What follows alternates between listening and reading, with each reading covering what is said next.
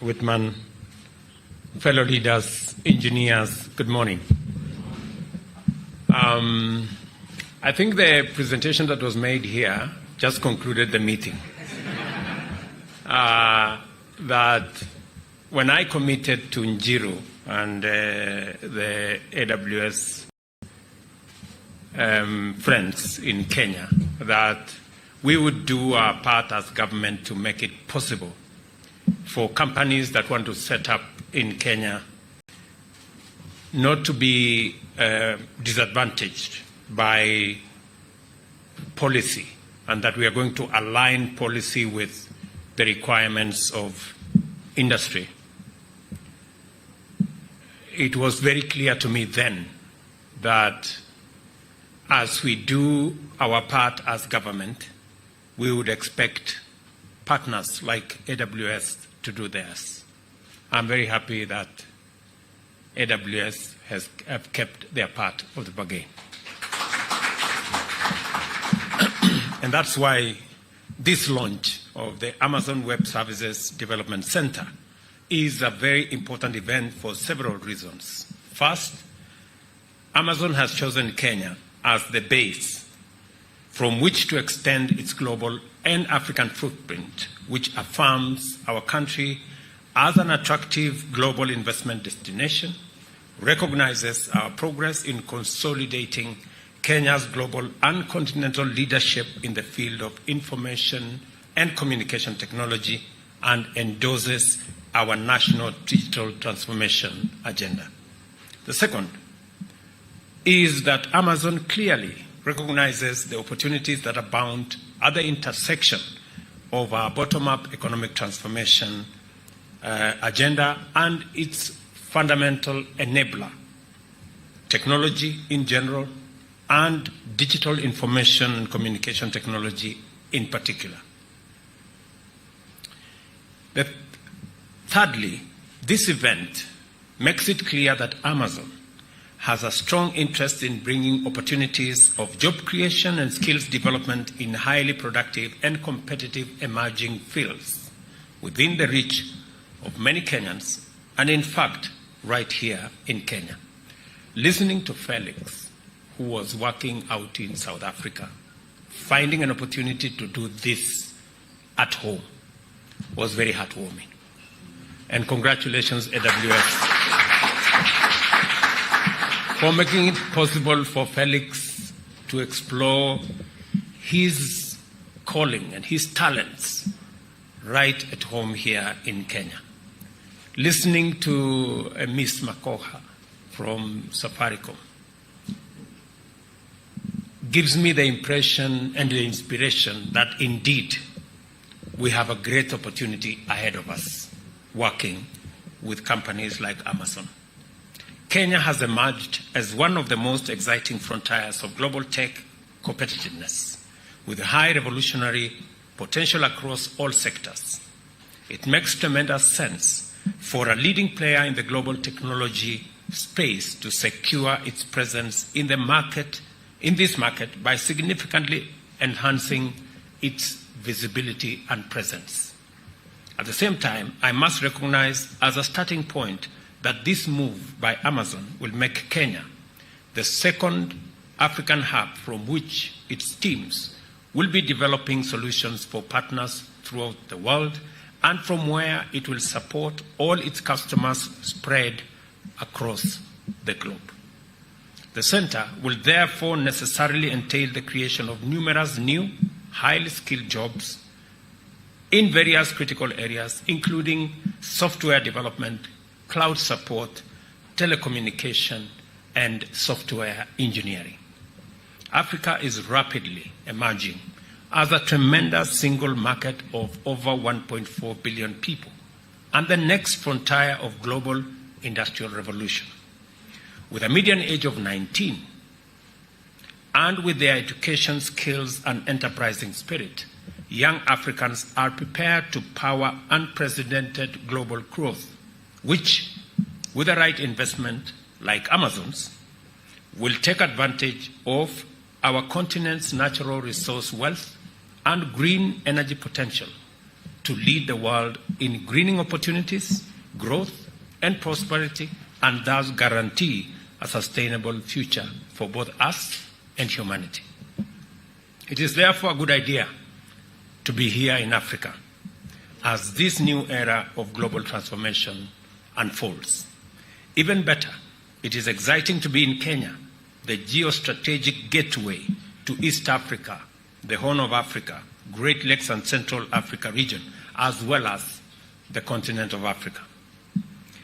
And this is because it will optimize your footprint and make it possible for you to tap into the great talent that I was very happy that Satish speaks very candidly about the Kenyan talent that I have always explained to the people of our great nation, that our human capital is the greatest resource that we have as a country. It is the reason why we continue to spend on our education to sharpen our human capital. This year, we are spending the largest budget ever in the history of Kenya on education. Close to $5 billion we're investing in education. Just to make sure that we get the base right. Our primary students will benefit from an extra 56,000 teachers that we've hired so that we get the base right. We've also changed our model of delivery of funding for both our TVETs and our universities so that we can target specific students, make sure that we give affirmative action for courses that will give us the best human capital that can serve our country and serve the global market. And that is the finesse of the Kenyan human capital. And it is the very reason that we continue as an administration to focus very keenly on delivering quality education and making it possible for every student from every background to get an equal chance at being their best by making sure that we make the whole education infrastructure democratic and make it possible for many of our students to get quality education. It is the reason why we have doubled our budget both for TVET education and for university education. And we will continue, I want to commit that we will continue to invest in our human capital so that companies like Amazon can continue to get the best. Kenya is also gateway to 6 global fiber optic lines and has taken off as a vibrant pioneering epicenter of African research and development, technology and innovation, and as we say very ably, the Silicon Savannah. Earlier this year, during the American Chamber of Commerce event in Nairobi that was being referred to by Mr. Njiru there, I made a strong win-win case for American firms to choose Kenya in their own best strategic and business interests and in the interest of our bottom-up economic transformation agenda, citing the policy and institutional arrangements that we have laid down to make it possible, easy, and advantageous to choose Kenya.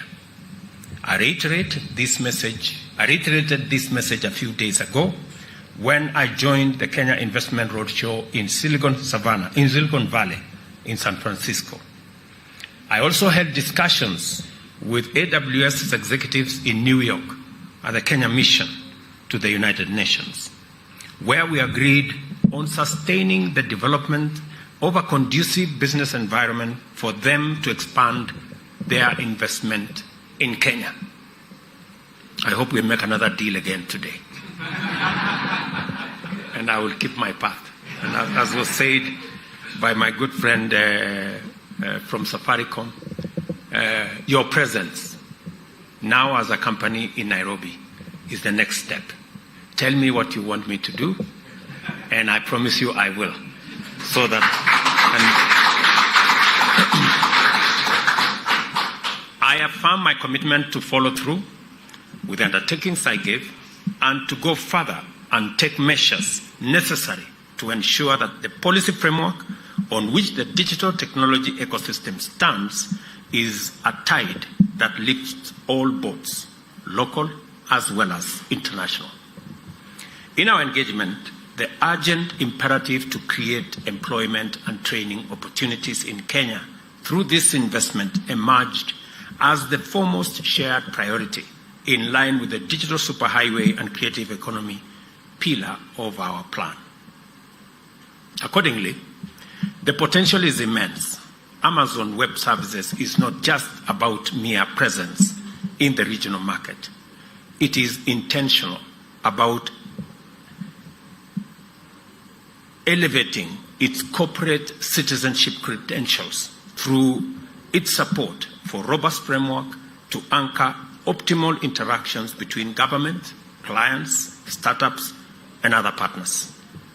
For example, through its infrastructures, first, AWS, Edge Location, and then AWS Local Zones, and later AWS Outposts, Amazon has ensured that users, both in metropolitan areas as well as those further afield, experience connectivity with maximum efficiency and minimum delay. And I must congratulate Amazon for this achievement. This commitment to the infrastructures of connectivity has proved critical, not only because Amazon is undertaking transformational interventions in the fields of health, education, and training, as well as digital jobs and self-employment opportunities, but it is also committed to do so in a very inclusive manner that leaves no one behind. By collaborating with various government ministries, AWS has been able to deliver unique and game-changing solutions in various sectors. Let me give you an example. With the ministries of ICT and health, it developed and hosted a cloud-based data application, the Center for Epidemiology Modeling and Analysis, which used data to contain the spread of COVID-19 in Kenya. Together with universities and technical vocational education training institutions, AWS has been able to implement free, ready-to-teach cloud computing curriculums to enable students prepare for required AWS certification and jobs that are in demand throughout the industry. And I encourage you to work, as I told Njiru earlier, that because we have, by your own admission, some of the best human capital anywhere in the world, the best way we can make this human capital available, both to the tech community, locally and globally, is to work with us in the training, to refine our human talent, in making sure that we get certification. And we will do our part as government to make sure that we channel more STEM students into our TVETs and into our universities so that we can leverage on the training that you provide in the training and the partnership that you have with our universities to get many more engineers. I am very proud that the first 50 engineers will be hired by AWS in Kenya, and we are looking at the days when we will have 1,000, 2,000, 5,000 engineers here in Kenya.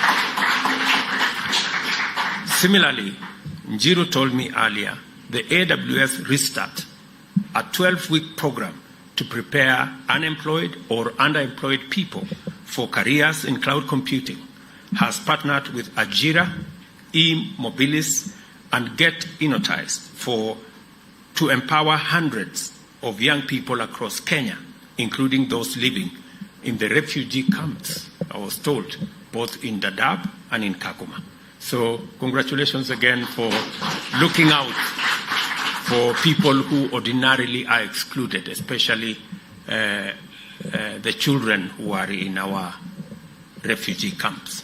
In the fields of health, I must recognize the unique and transformational pathway made possible by AWS. An Amazon client has piloted its health application locally by leveraging AWS cloud credits. in order to provide text-based follow-up support for cancer patients by connecting oncologists at the Jaramogi Oginga Odinga Teaching and Referral Hospital in Kisumu, in a partnership with the county government of Kisumu that now serves over 5,000 patients. This would not have been possible. Just the sheer level of infrastructure required to deliver this would not have been possible without cloud computing and without Amazon. So again, you are making us proud. And this partnership is not just exemplary, it is transformative. And we want to work together on more. Throughout Kenya, every sector, community, and all levels of government, the transformative potential of digital technology has been experienced by ordinary people, thanks to the possibilities unlocked through AWS in developing solutions and bringing opportunities closer. This is the promise we wish to nurture here and share throughout the continent, because research, development, and innovation, as well as a digital technology, hold the key to the future of African socio-economic transformation and job creation initiatives. The most salient feature of true digital transformation is that it is inclusive and creates inclusivity. We are committed to ensuring that no one, not a single person, is left behind in our march towards Kenya's digital future. Our decision to digitize all government services is informed by the need to make them easily accessible at minimum or no cost to all Kenyans who have a cell phone. This is also why we are also rolling out 100,000 kilometers of last mile fiber optic connectivity, establishing digital hubs in every ward, and providing free Wi-Fi at every center throughout Kenya. And we are looking at 25,000 centers around the country to provide free Wi-Fi. It is also why we are promoting the local assembly of smartphone, which with collaboration and strategic partnerships powered by transformative facilities like AWS Development Center, will be powered by locally developed, responsive, efficient, and effective applications and other software. The case for a green industrial revolution powered by African potential is much stronger today because of the promise of digital transformation and the opportunities that come with it. As the gateway to the continent and the home of Silicon Savannah, Kenya stands in a position of digital leadership, firmly anchored on the infrastructure provided for such visionary companies, including Amazon. Today, with the launch of the Development Center, we take yet another major step into a future that is rapidly and positively transforming every day. It is time to be part of that transformation. And I'm very proud of the engineers that I met earlier and that are in this room. You guys are great. And you are an inspiration to many more Kenyans out there, many more young Kenyans in college, in our TVETs, and in our schools, who are looking forward to what technology can do, what the digital space can offer. It is the reason why we are banking heavily on the footprint of technology across the country, the digital hubs that we want in every ward, so that we can, just like you, as you develop solutions, we can use those solutions to create jobs for many more young people to work. And we are focusing on the digital infrastructure that we are rolling out in our shopping centers, in our ICT infrastructure that we are putting in our wards, to make sure that young people across Kenya have access to infrastructure that will give them digital jobs, so that we can continue to deploy the best human capital, the best human labor to serve not just our country, not just our continent, but the globe at large. Ladies and gentlemen, the Amazon Web Services Development Center, I declare, is now officially open. Thank you very much. And congratulations, Amazon. Pongezi. Thank you very much. Asante.